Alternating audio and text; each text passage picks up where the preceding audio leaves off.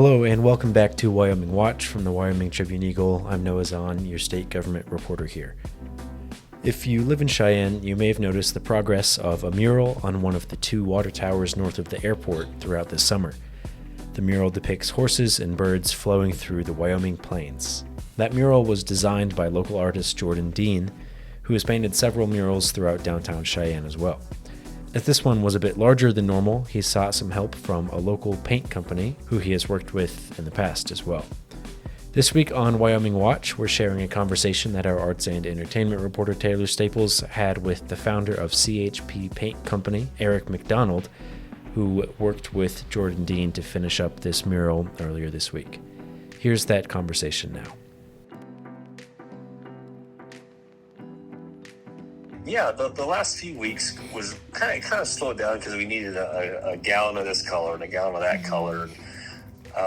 Ordering the product is about a 2-week process. They kind of make every order. I'll kind of not by hand, but it's not just. I guess they make all the colors at the factory and then they ship it, and it comes out of I think Kansas City, I think is where it came out of. Oh wow. And then I heard that it cost, I think Courtney told me this, but it costs $400 a gallon. That's right. That's plus shipping. crazy. And so they're very proud of it.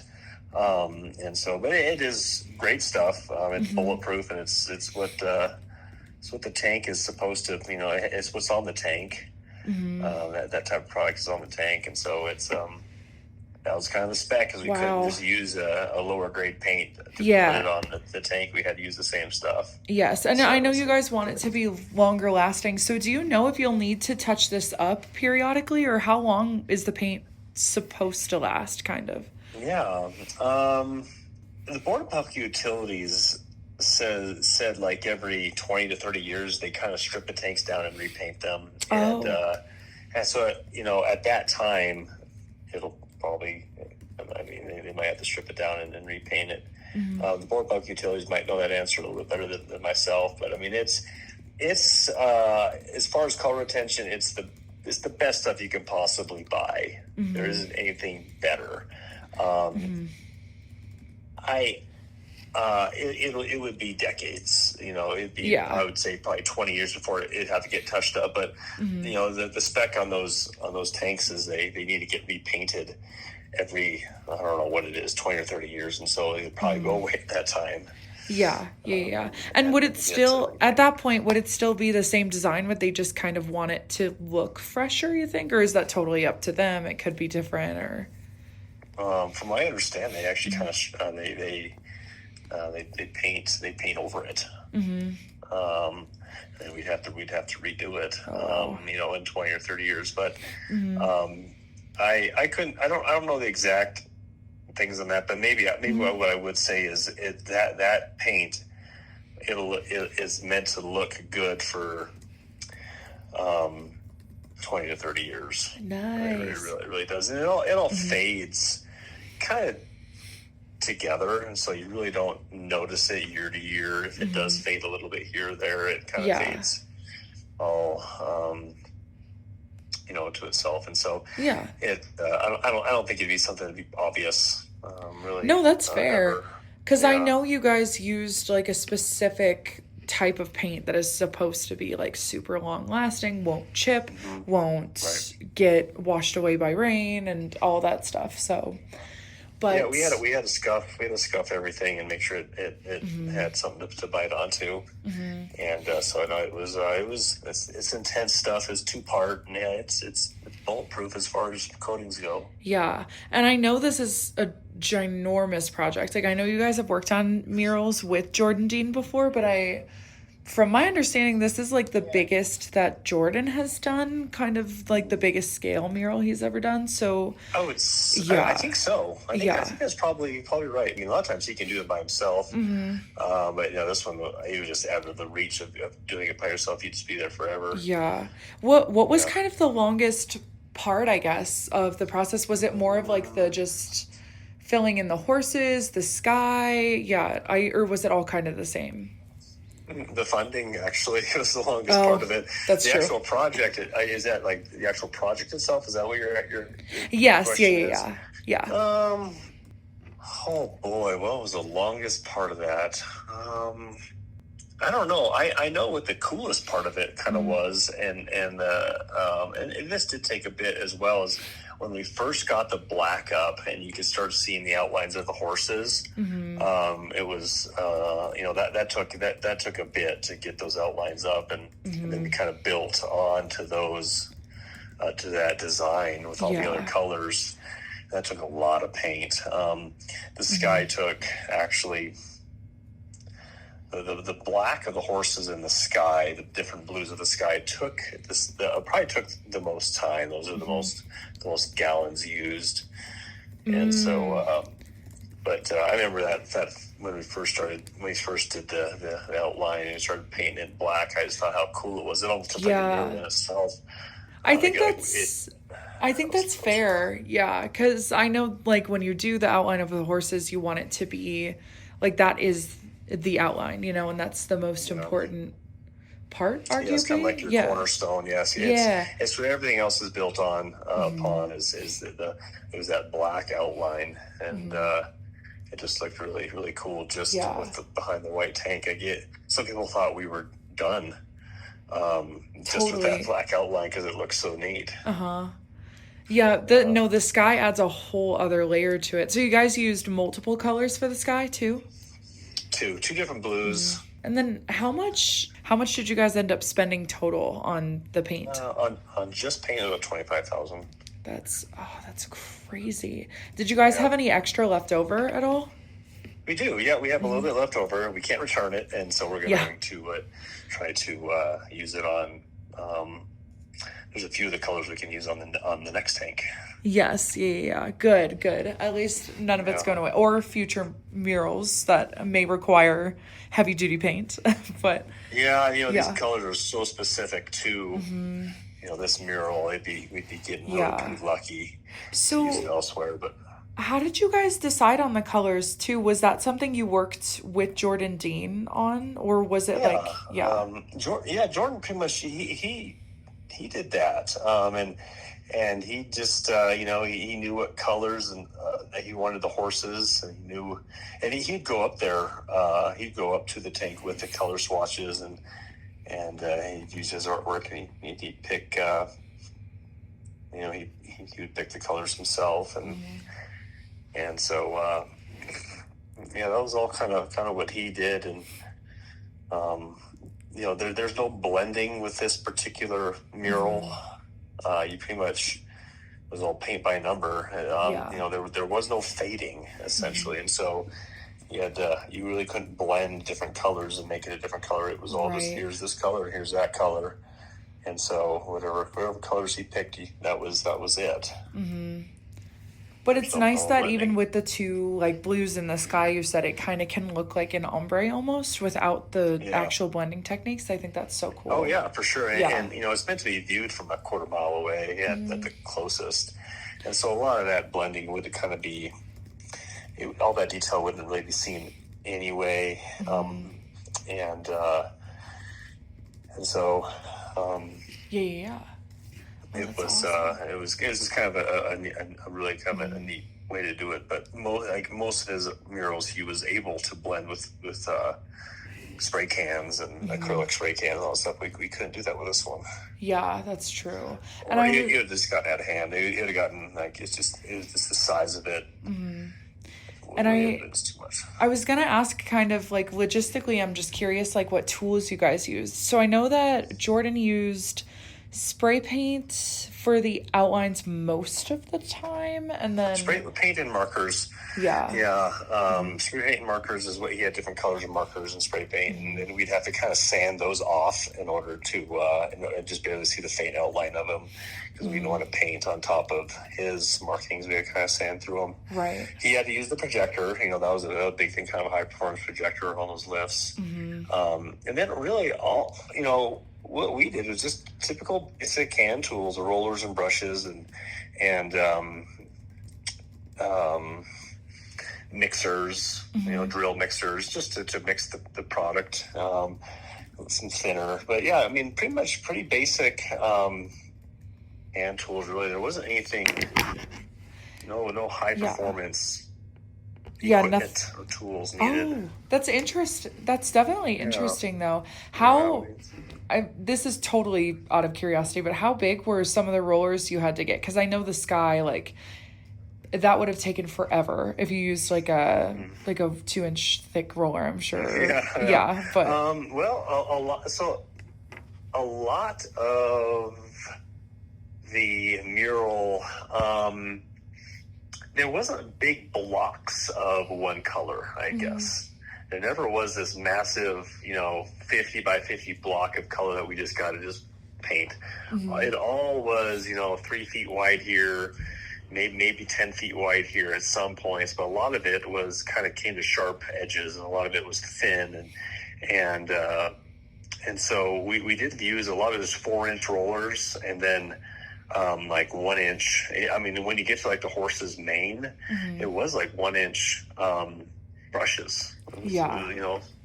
And so we actually had to get pretty detailed. So we never actually used anything bigger than a 4-inch roller. That's so surprising, but also such a cool little fun fact. I didn't expect you to say that. Oh, that's interesting. Yeah. And then, everything was sanded, or everything was scuffed with, sanding sponges, and so so there was quite a bit of labor and just being able to, because we did have to sand a lot, but it was all just through, just sanding sponges that you hold in your hand. Yeah, that's fair. I guess throughout the whole process, and even like at the end when you guys got to step back and look at it in full, what was kind of the biggest surprise to you about the whole process? It like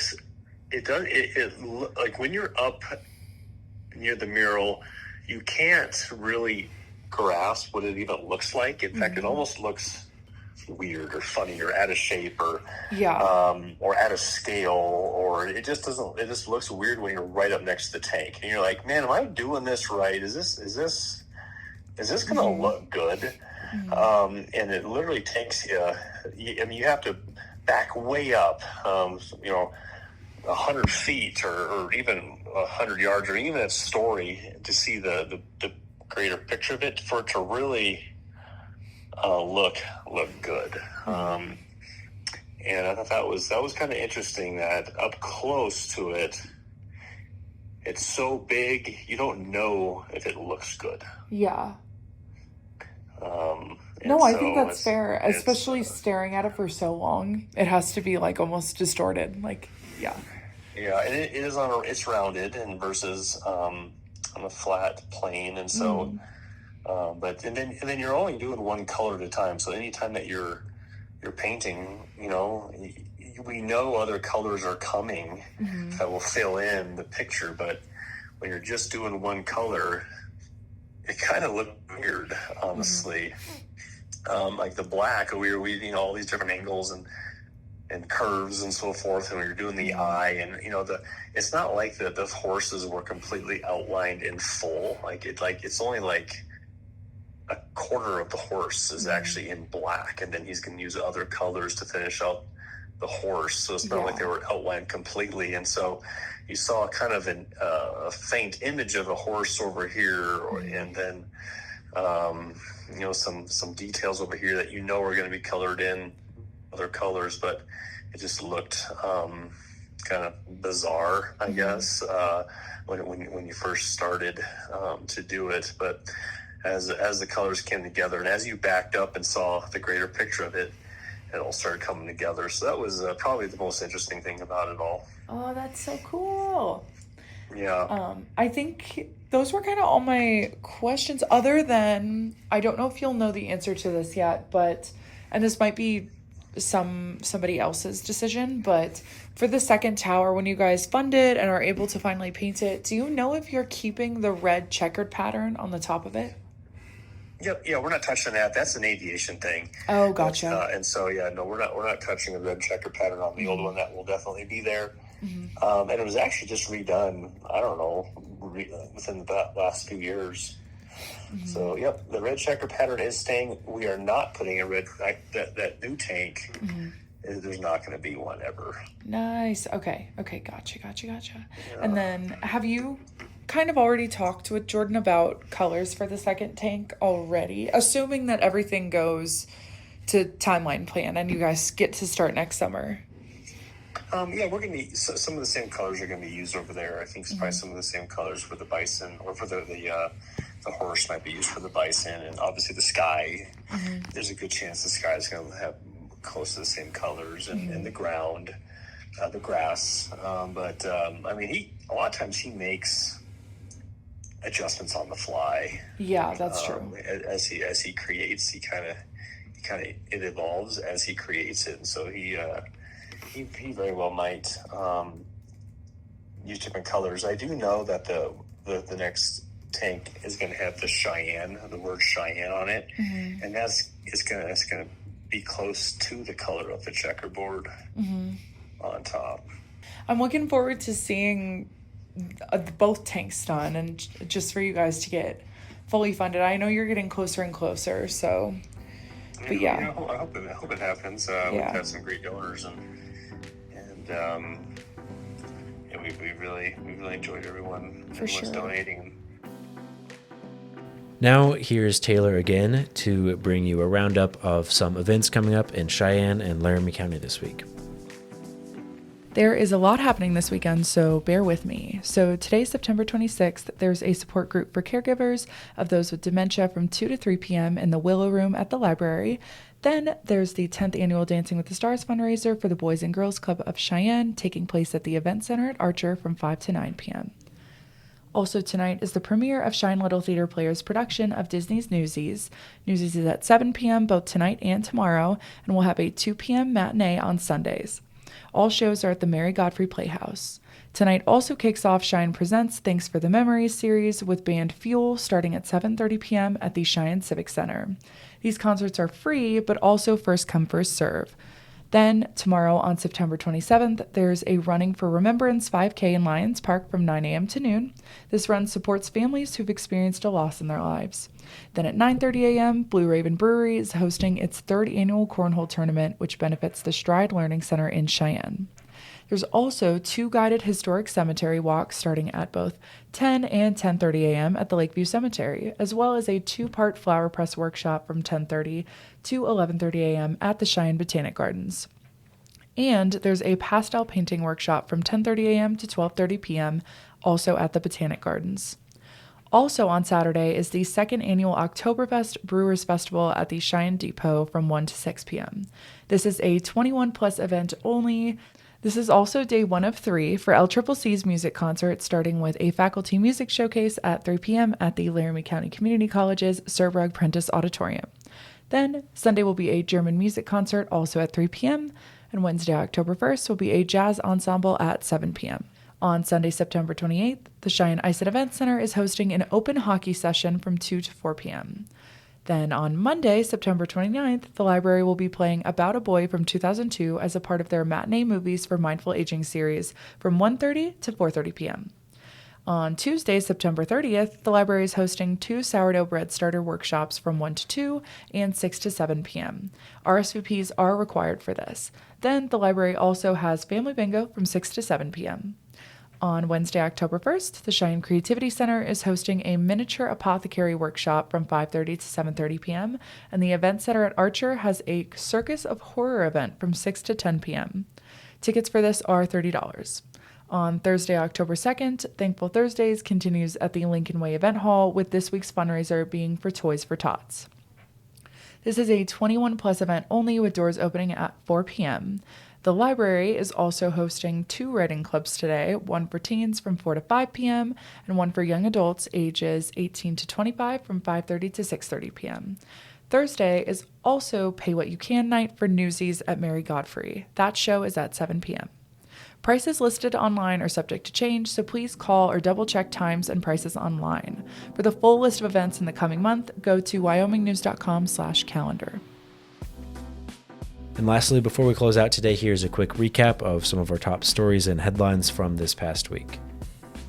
No formal charges have been filed against the man who allegedly shot and killed another man Saturday night in front of King Soopers supermarket on Del Range Boulevard. And in fact, police say that person is no longer in custody. Cheyenne police responded to a report of shots fired in the grocery store parking lot at approximately 9:06 p.m. to find a 19-year-old man with apparent gunshot wounds. Also this past weekend, after a natural gas pipeline ruptured and sparked a large fire early Sunday morning, the flames charred a freight train and lit up the night sky with a glow that could be seen as far away as Loveland, Colorado. At approximately 1 a.m., Laramie County Fire District 10 responded to reports of a large fire near mile marker 350 on Interstate 80, just west of Cheyenne. Nearing its 60-year anniversary, members of the Laramie County Community College Board of Trustees have decided that it's time for a refresh, which may include a new name. After several weeks of debate, public comment, and unanswered questions, the Cheyenne City Council voted Monday night to approve an ordinance governing vehicle mufflers, excessive smoke, and unreasonable noise. However, there was one stipulation, that council members would review the Cheyenne Police Department's findings 1 year from now.